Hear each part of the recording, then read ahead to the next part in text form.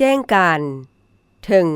สำนักงานองค์การพนักงานรัฐกรทหารตำรวจองค์การจัดตั้งสากลกลุ่มบ้านหัวหน่วยธุรกิจพ่อแม่ประชาชนชาวต่างประเทศที่มาเคลื่อนไหวและดำรงชีวิตอยู่นครหลวงเวียงจันทน์เรื่องการเพิ่มทวีป้องกันความสงบความเป็นระเบียบเรียบร้อยในระยะการเฉลิมฉลองบุญปีใหม่ลาวพ.ศ. 2568 ค.ศ. 2025อยู่นครหลวงเวียงจันทน์เพื่อรับประกันให้งานเฉลิมฉลองบุญปีใหม่ลาวประจำปี 2025 พ.ศ. 2568 แต่วันที่14-16 เมษายน 2025 ที่จะหมุนเวียนมาถึง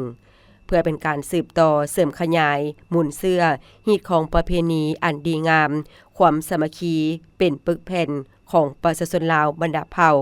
เป็นบุญปางใหญ่ที่ปวงชนลาวทั้งชาติถือเอาโอกาสนี้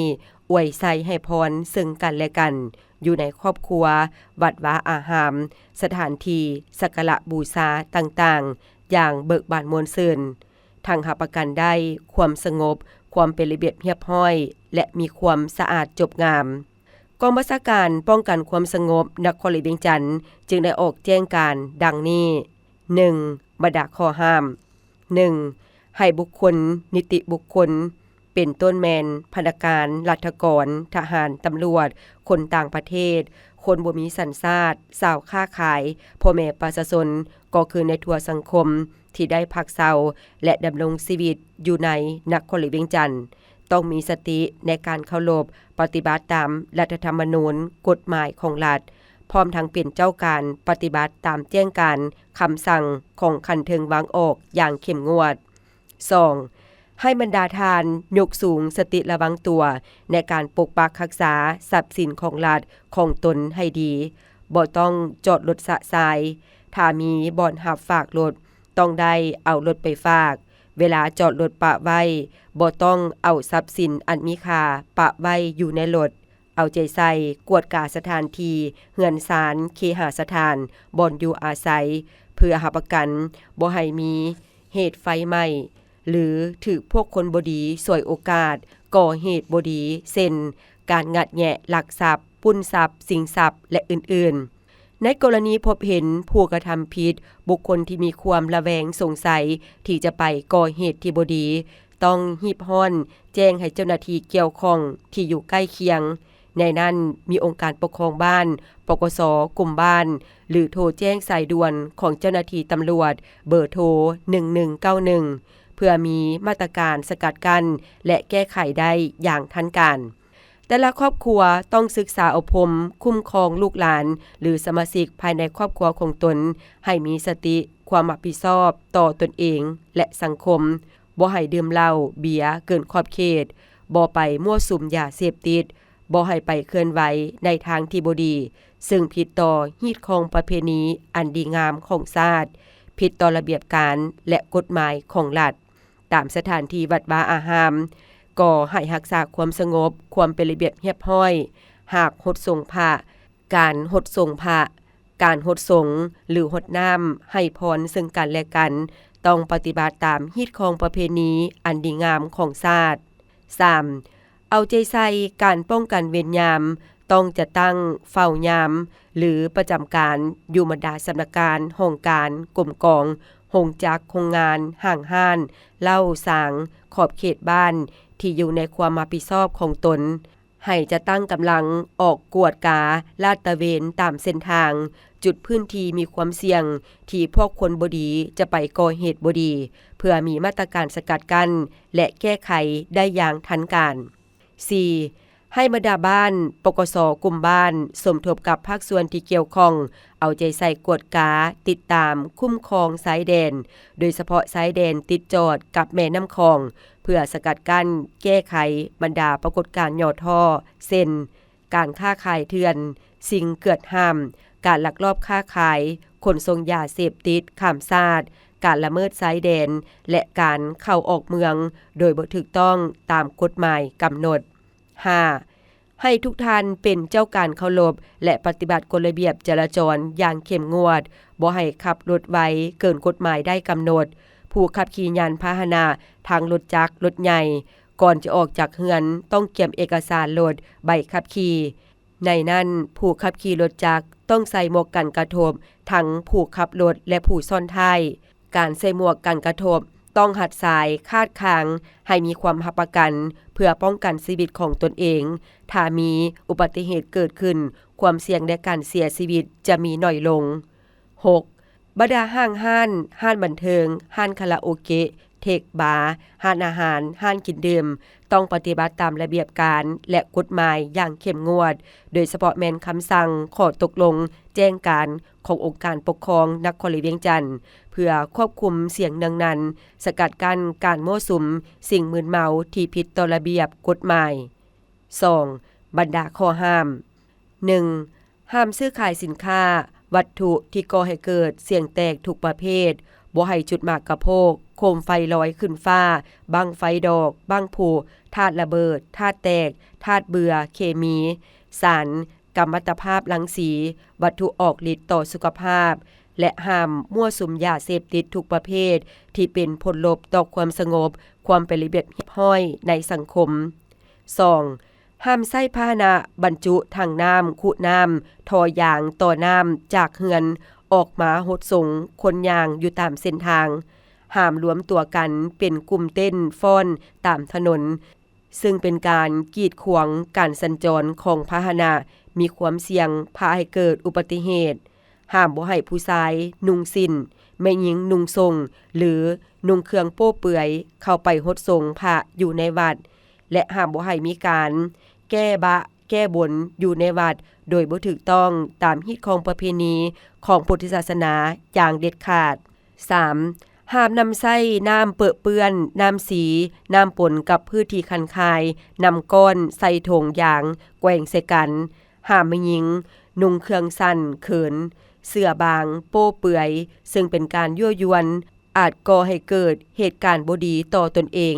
ซึ่งบ่ถูกต้องตามฮีตของประเพณีห้ามเที่ยวลิ้นแบบลามกอนาจารห้ามลิ้นการพนันทุกประเภทห้ามอาละวาดตีกันหรือการประพฤติใดๆที่เป็นการก่อเกิดความบ่สงบความบ่เป็นระเบียบเรียบร้อยในสังคม 4. ห้ามลงลิ้นน้ำอยู่หาดทรายน้ำคลองที่บ่ได้รับอนุญาตจากทางการหรือบอนที่บ่มีเจ้าหน้าที่ป้องกันรักษาความสงบความปลอดภัยเพื่อหลีกเลี่ยงต่อสิ่งที่บ่พึงปรารถนาที่อาจจะเกิดขึ้น 5. ห้ามใช้พาหนะแห่คบงันตามถนนหนทาง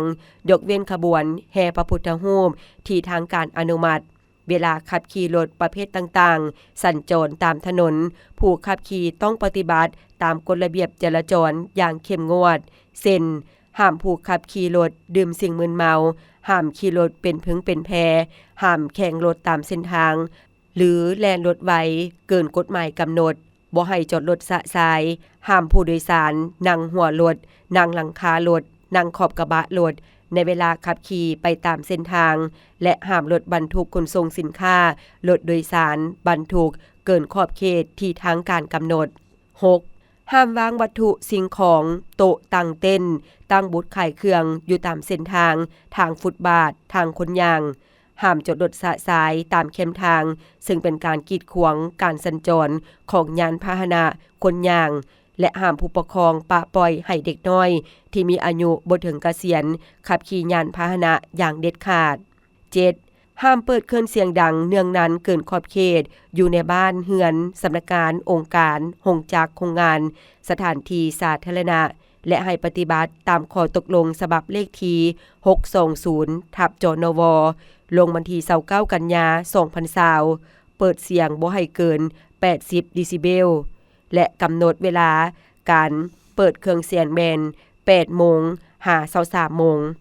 8. ห้ามหดน้ำใส่เจ้าหน้าที่กำลังปฏิบัติหน้าที่รักษาความเป็นระเบียบเรียบร้อยอยู่ตามสถานที่ต่างๆ 3. มาตรการต่อผู้ละเมิด 1. ทุกการกระทำที่ละเมิดข้อห้ามในแจ้งการฉบับนี้ด้วยการเจตนาหรือบ่เจตนาล้วนแต่ถูกศึกษาอบรมกล่าวเตือนปรับใหม่ตามสถานการละเมิดหรือดำเนินคดีต่อผู้กระทำผิดที่เป็นบุคคลนิติบุคคลกลุ่มคนโดยประสานสมทบกับทุกภาคส่วนที่เกี่ยวข้องปฏิบัติตามระเบียบการและกฎหมาย 2. สำหรับการซื้อขายการมีไว้ในครอบครองหมากกะโพกบั้งไฟดอกทุกประเภทหรือจุดหมากกะโพกจุดโคมไฟลอยขึ้นฟ้าทุกประเภทถ้าเจ้าหน้าที่เกี่ยวข้ององค์การปกครองบ้านปกส.กลุ่มปกส.บ้านกองร้อนกวดกาพบเห็นให้ยึดและทำลายทิ่มตามระเบียบการพร้อมทางนำตัวผู้ละเมิดมาศึกษาพมกาวเตือนปรับใหม่ตามระเบียบการหรือดำเนินคดีตามขั้นตอนของกฎหมาย 3. การนำใช้มาตรการหรือปรับใหม่ต่อผู้ละเมิดแม่นปฏิบัติตามนิติกรรมขององค์การปกครองนครหลวงเวียงจันทน์ในนั้นมีข้อตกลงของเจ้าของนครหลวงเวียงจันทน์ฉบับเลขที่620/จนวลงวันที่29กันยายน2020ข้อตกลงฉบับเลขที่1323/จนวลงวันที่21ธันวาคม2018คำสั่งฉบับเลขที่01/จนวลงวันที่27มังกร2023คำสั่งฉบับเลขที่03/จนวลงวันที่16มีนาคม2022และดำรัสของรัฐบาลฉบับเลขที่568/ลบลงวันที่16กันยายน2021เซ็นมาตรการต่อผู้ละเมิดเกี่ยวกับปัญหาหมากกะโพกบั้งไฟดอกโคมไฟลอยฟ้าการซื้อขายมีไว้ในครอบครองหมากกะโพกบั้งไฟดอกโคมไฟลอยฟ้าจำนวน1กิโลกรัมลงมาปรับใหม่ 500,000 กีบพร้อมทางยึดวัตถุของกลางแล้วทำลายทิ่มตามระเบียบการซื้อขายมีไว้ในครอบครองหมากกะโพกบั้งไฟดอกโคมไฟลอยฟ้าเกิน1กิโลกรัมขึ้นไปปรับใหม่กิโลกรัมละ 500,000 กีบพร้อมทางยึดวัตถุของกลางแล้วทำลายทิ่มตามระเบียบการผู้ที่จุดหมากกะโพกบั้งไฟดอกโคมไฟลอยฟ้าแม่นปรับใหม่แต่ 500,000 ถึง 5 ล้านกีบมาตรการต่อผู้ละเมิดเกี่ยวข้องกับปัญหาการเปิดเครื่องเสียงเนืองนั้นสำหรับบุคคลกล่าวเตือนเทื่อที่1และให้หยุดเซาทันทีกล่าวเตือนเทื่อที่2สั่งให้หยุดเซาทันทีพร้อมทางปรับใหม่ 500,000 ถึง 3 ล้านกีบกล่าวเตือนเทื่อที่3พร้อมทางปรับใหม่ 500,000 หา 3 ล้านกีบยึดเครื่องขยายเสียงดนตรีและนำตัวผู้เป็นเจ้าของผู้ละเมิดไปดำเนินคดีตามระเบียบการกฎหมายได้กำหนดสำหรับนิติบุคคลกล่าวเตือนเทื่อที่1และให้หยุดเซาทันทีกล่าวเตือนเทื่อที่2สั่งให้หยุดเซาทันทีและปรับใหม่5ล้าน50ล้านกีบกล่าวเตือนเทื่อที่3สั่งให้หยุดเซาทันทีและปรับใหม่5ล้าน50ล้านกีบพร้อมทั้งยึดเครื่องขยายเสียงถอนใบอนุญาตดำเนินกิจการธุรกิจและนำตัวผู้เป็นเจ้าของกิจการหรือผู้กระทำผิดไปดำเนินคดีตามระเบียบการกฎหมายได้กำหนดอัตราปรับใหม่และมาตรการอื่นต่อผู้ละเมิดเกี่ยวกับการบอกเข้าออกตามด่านชายแดนและสนามบินที่ทางการกำหนดครั้งที่1จะถูกปรับใหม่2ล้านกีบต่อคนพร้อมทั้งเฮ็ดบทบันทึกไว้ครั้งที่2จะถูกปรับใหม่3ล้านกีบต่อคนพร้อมทั้งเฮ็ดบทบันทึกไว้ครั้งที่3จะถูกปรับใหม่4ล้านกีบต่อคนพร้อมทั้งเฮ็ดบทบันทึกไว้และจะถูกนำใช้มาตรการอื่นตามแต่ละกรณีมาตรการต่อผู้ละเมิดกฎหมายและระเบียบการเกี่ยวกับการจราจรทางบกแม่นปฏิบัติตามข้อตกลงของเจ้าของนครหลวงเวียงจันทน์ฉบับเลขที่1323/จนวลงวันที่21ธันวาคม2018และดำรัสของรัฐบาลฉบับเลขที่568/ลบหรือดำเนินคดีตามขั้นตอนของกฎหมาย 4. วิธีการจัดตั้งปฏิบัติ 1. มอบให้บรรดาห้องกองพันป้องกันเคลื่อนที่ค่ายคุ้มขังดัดสร้างกองบัญชาการปกส9เมืองและภาคส่วนเกี่ยวข้องสมทบกับองค์การปกครองบ้านนำเอาแจ้งการฉบับนี้ลงไปเผยแพร่ให้ทุกคนในทั่วสังคมรับรู้เข้าใจและจะตั้งปฏิบัติอย่างเข้มงวดพร้อมทั้งเอาใจใส่การติดตามกวดกาควบคุมนำใช้มาตรการและแก้ไขต่อกับบุคคลนิติบุคคลที่ได้ละเมิดโดยปฏิบัติตามบรรดานิติกรรมก็คือปฏิบัติตามขั้นตอนของกฎหมายอย่างเข้มงวด 2. ให้บรรดาการจัดตั้งทางภาครัฐภาคเอกชนบรรดาหัวหน่วยธุรกิจบริษัทห้างห้านสถาบันครอบครัวนำเอาแจ้งการฉบับนี้ไปเผยแพร่ให้พนักงานรัฐกรสมาชิก ที่อยู่ในความรับผิดชอบของตนรับรู้เข้าใจและจะตั้งปฏิบัติอย่างเข้มงวดเพื่อในการเฉลิมฉลองปีแม่ลาวประจำปี 2025 พศ 2568 ดำเนินไปด้วยบรรยากาศที่มนต์ซื่นรักษาได้ฮีตของประเพณีและมีความสงบปลอดภัยรอบด้านดังนั้นจึงแจ้งมาเพื่อทราบและเป็นเจ้าการจัดตั้งปฏิบัติตามเนื้อในข้างเทิงนี้ด้วย หัวหน้ากองบัญชาการป้องกันความสงบนครเวียงจันทน์พลจัตวาปริญญาเอกบัวพันธ์ฟองมณี